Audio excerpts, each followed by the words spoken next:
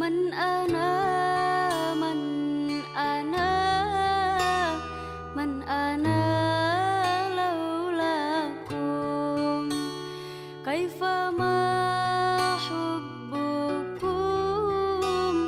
kaifa ma ahwakum man ana man ana man ana kaifa ma hubbukum kaifa ma ahwakum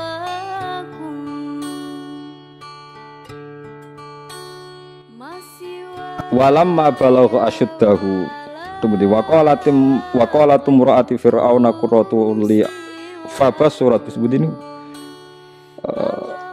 wa asbaha fuadu ummi Musa wa asbahalan dadi apa fuadu ummi Musa apa atine Nabi Musa lama amilat atine ibuke Nabi Musa lama amilat alimat semangsane ngerti sapa ummi Musa bil tiqatihi kelawan ketemune Musa maksudnya ditemuk Firaun farihon iku sing kosong maksudnya kosong iling-ilingan mimma sing perkara siwau kang saliyane Musa dadi ditenggelamno iku ben ra kecekel Firaun malah sing nemuk Firaun Firaun iku niat mateni bayi Bani Israel malah sing lakone di rumah. Nah iya sing ora calon pengrusak dipateni, sing jan sok ben ngrusak Firaun malah di rumah. Nah iya ngene kaya wong kadang ngono iku.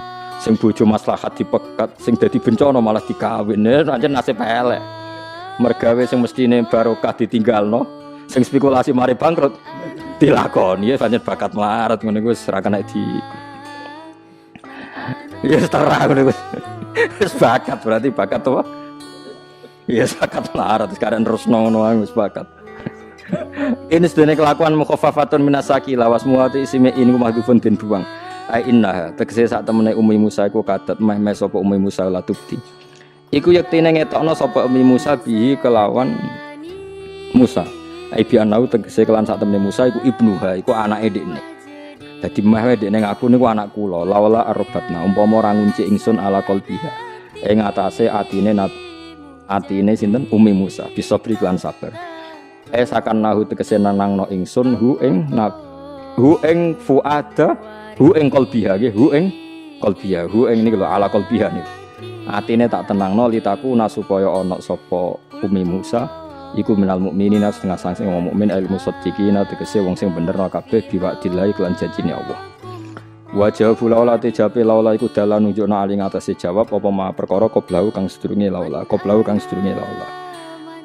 niki kula ampun janji nggih kula niku kan gek Selasa bulan yang lalu niku khatam hikam terus kula mulang hikam teng mriki Selasa pagi niku mumpun sekitar 2 tahun pokoke walhasil diparingi Allah niku khatam terus kula kepengin napa ngatami donga nusaniki mergi cara ulama tambah kata tambah napa sae dadi ra usah sampean di perasaan ora melok ngaji kok melok khataman sing ngaji ya paham ora ya ora roh sing ra ngaji pokoke ora roh padha ora roh sing penting ditampa napa pangeran ngoten mawon dados kula gadah azam pokoke donga ngoten mawon nggih nek donga ya ora usah tenanan ya apik ora ya apik mergo pangeran mesti napa pirsa.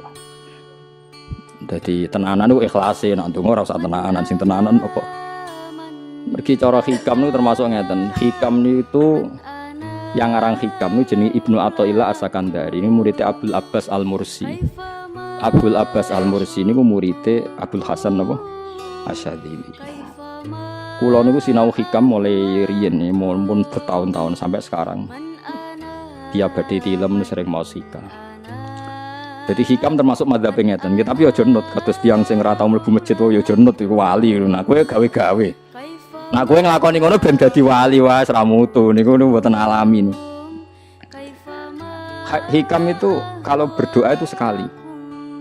Kula nu nate umroh 2009, terus haji 2013. Terus kemarin kula umroh malih tahun kemarin, baru ruwah kemarin. Niku kadang-kadang berkali-kali kalau itikaf teng multazam, tapi ra tau sida donga sampai sakniki.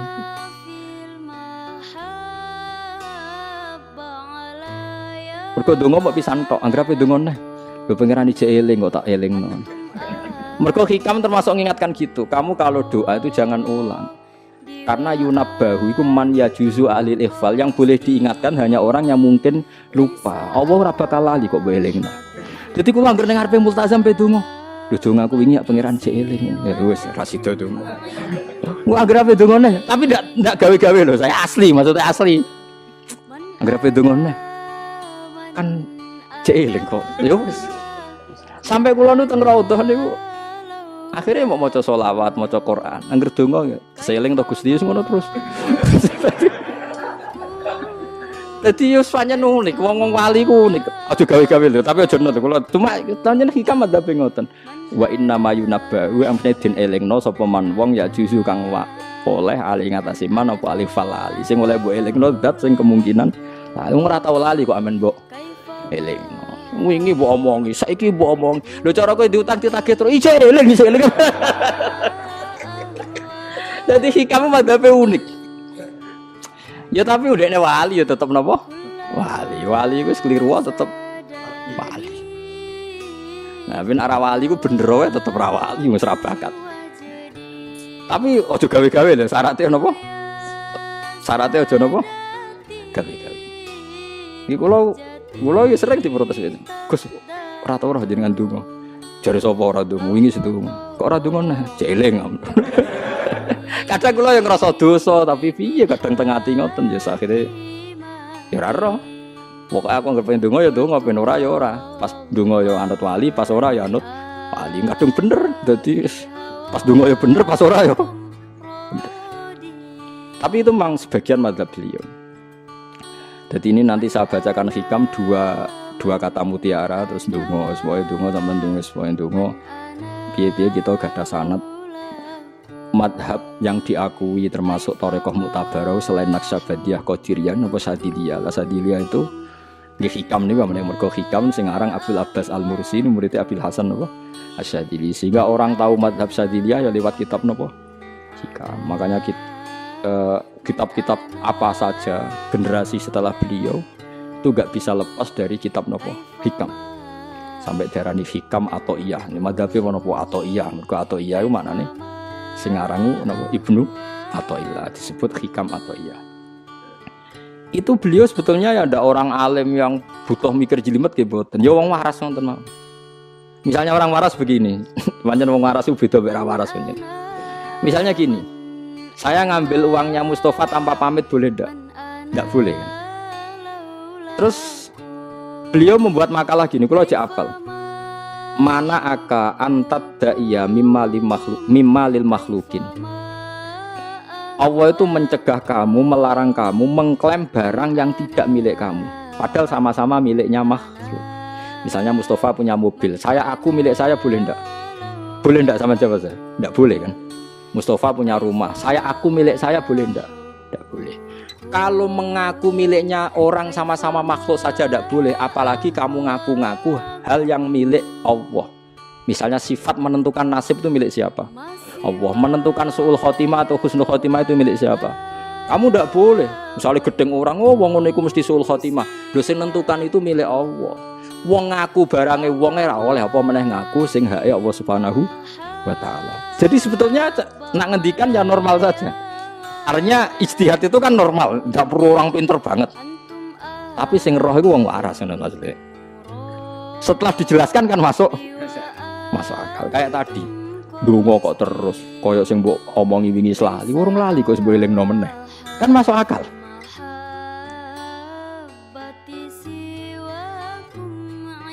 Tapi kok jangan anut aku, mergo wis asli, ora asli. Wong anut-anut kan mboten apa.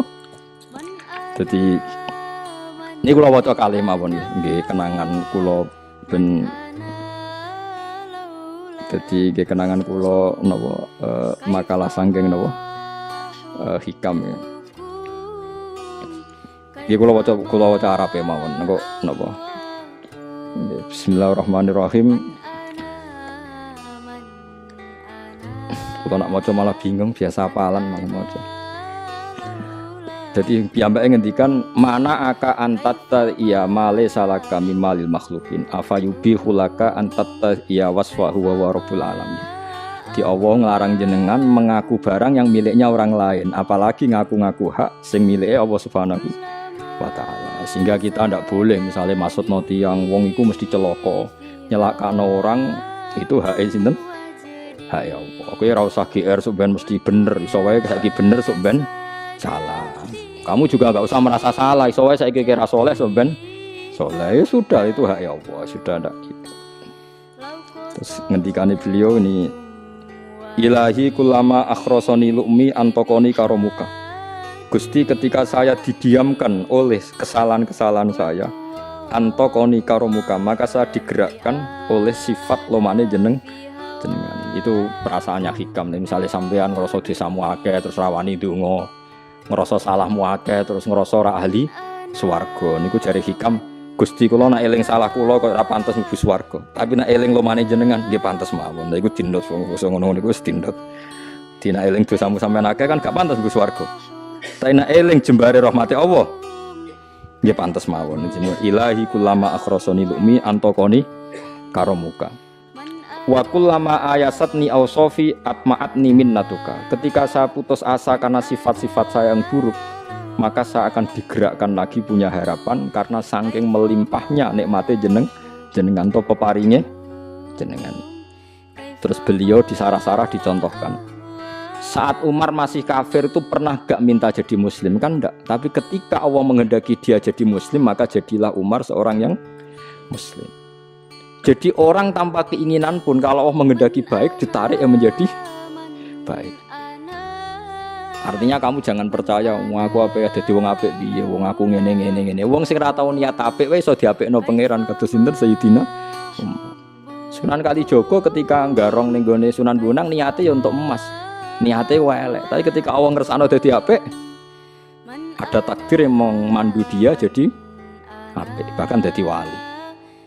Itu bakul lama ayasatni ausofi, ketika saya diputus asakan oleh sifat-sifat saya yang buruk, maka saya akan diharapkan lagi, diberi tomak, diberi harapan oleh banyak peparingnya napa jenengan. Jadi intine kula suwun khasnya madhab Sadili itu melihat sisi positif. Jadi misalnya jenengan sholat misalnya, ini rungokno tenan nggih. Misalnya jenengan sholat, potensi gak diterima itu tinggi. Mungkin kita ada ikhlas, mungkin kita ndak tumak ninah, mungkin kita banyak melakukan kesalahan, mungkin eling macam-macam. Itu potensi yang menjadikan kita sholatnya ndak diterima Allah. Tapi cara madhab Sadilah berpikir gitu itu tidak boleh. Kamu harus ingat bahwa sujud ini luar biasa. Banyak orang yang nggak diberi anugerah sujud. Orang bertahun-tahun, berpuluh-puluh tahun hidup kafir tidak pernah sujud. Kamu sekarang ditakdir mau sujud. Jadi mestinya kena sholat bersolat subuh, matur nuwun Gusti tadi saya sujud sama jenengan, matur nuwun Gusti tadi saya rukuk sama jenengan. Gak usah mikir buat ditampa ora, ijek eling terus. Nanti setelah zuhur ya begitu. Eling terus, tadi ditakdir sujud, ditakdir rukuk, ditakdir sholat. Sehingga madhab Sadiliyah itu sampai mengatakan begini, orang yang beribadah meskipun sedikit dan yakin bahwa itu peparingnya Allah, minnah dari Allah, itu lebih baik ketimbang ibadah banyak plus merasa kurang. Misalnya Mustafa sholat, bersolat duhur gak marem, mungkin duhurku salah terus berbadiah kok sholat meneh. Sing kula sholat duhur tok ora usah, saking syukur kula. Iku dhuwur kula makome. Ya nganti saiki dhuwur kula perkarane ngene ku dene kelakuane cek ngene ku dene. Karena ketika diberi pangeran ora marem. Kurange, tapi kurange niat elek. Kayak pangeran polisi, ngono pangeran ra nampa kurang ngene kurang. Pangeran ora di watak ngoten. Enggak terlalu prosedur, ngger wong wis sujud niate apik yo apik.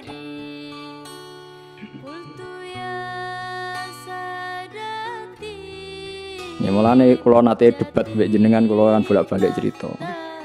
Sampai nak sujud itu untuk menjadi sah itu kan bathuk, tangan loro, dengkul loro, delamaan loro, sehingga harus sujud pada 7 anggota. Jadi menurut madzhab yang asoh kalau sujud itu harus 7 anggota.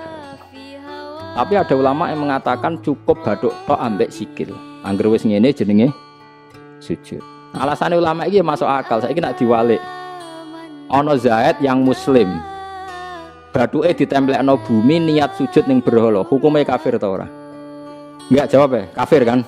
Iku syaratnya anggota pitu apa asal bathuke nemplek? Mulane jare ulama sing kaul sani. Lah iya nggo murtad ora usah syarat kok nggo bener. Syarat. Lah iya sing digo murtad ora usah syarat kok sing sujud go pangeran. Nggo syarat. Nah ngono ora usah syarat anggere ngono ya jenenge sujud. Buktine wis sah nggo dadekno murtad. Yo. Dadi ulama yo macam-macam. Mene kok jangan aku ilmune sakeh. Artinya sampean ra kudu anut mazhabku. Maksudnya mergo kula lah ya sadar sebagian mazhab saya itu masalah bagi Anda. Tapi saya ikut Anda lebih masalah kan. Opo kok ora roh maksudnya kan gak jelas. Acuannya hukum ndak jelas.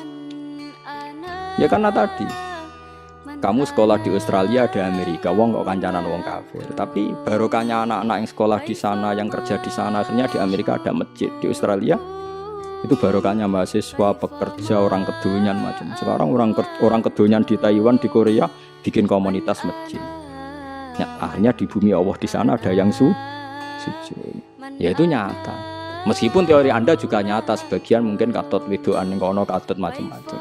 Sama-samanya ya sudah kita berpendapat ya seperti itu. Wallahu a'lam sih yes, ya mungkin naik HP, mungkin naik ora. Wallahu a'lam supaya donga supaya HP. Tapi kan kita tidak satu arah karena ngendikan ya seperti gejolokannya Allah dengan Nabi Ibrahim itu kan kelihatan. Malaikat Israel berjabut Nabi Ibrahim. Nabi Ibrahim gak terima, gak iso Israel. Aku iki kekasih pangeran. Mosok dipateni. Hal ra'aital khalil yumitu khalilah. Ana kekasih mateni kekasih. Mesti keliru perintahmu Israel. Semune ngono Nabi Ibrahim, kowe tetep dipateni. Cara Israel wis menarik. Akhirnya balik teng pangeran Gusti amartani ila abdin la yuridul mauta wa yaqulu hal ra'aital khalil yumitu khalilah. Ya Allah, Engkau memerintahkan saya pada hamba yang enggak ingin mati. Dia bilang masa ada kekasih membunuh kekasihnya. Cara Israel masuk akal, bisa mikir juga Israel. Cara dekne masuk akal. Jawab Allah ini. Qullahu jadi katakan pada Ibrahim hal ra'aital khalil yakrahu ayyal khalilah. Ibrahim kandhani, ana tah kekasih tapi ra siap ketemu sing dikasih. Artinya kalau tidak berani mati berarti ra siap ketemu. Jadi bilang ke Ibrahim, apakah ada kekasih yang enggak siap ketemu kekasihnya? Dan malah Israel marah dengan Ibrahim, kata Allah, enggak ada kekasih yang benci ketemu kekasihnya. Oh ya, mati saya kira. Nah, itu logika yang terbangun. Makanya dengan perbandingan logika itu akan kelihatan. Pertama koyok-koyok logika Ibrahim itu masuk akal. Tapi ketika Allah ngendikan, ono tah kekasih ra siap ketemu kasihnya. Nah kitab Mahalli itu kitab yang menjelaskan sekian teori fikih yang enggak mansus ya, saya ulang lagi, yang enggak ada nasnya. Kemudian diulang-ulang oleh cara berpikir tadi. Nah, akhirnya jadi kitab khilafah, kitab ikhtilafat dalam Syafi'i yang paling dianut ulama seluruh dunia. Jika terus Habib Zain Samangke semua ulama itu rujukannya kitab Mahalli. Ya karena tadi yang enggak ada nas ya, saya ulang lagi, yang enggak ada apa? Nas itu ada sekian pilihan kaul. Ya sama-sama masuk akal. Meskipun dalam tradisi tertentu kita tidak mungkin mempraktekkan. Ke wanita kok jenazah kok gurih. Nak komen taqabbal wa minna minkum taqabbal wa. Ya Karim pasti dianggap kiai sableng. Jenazah iki kok apa?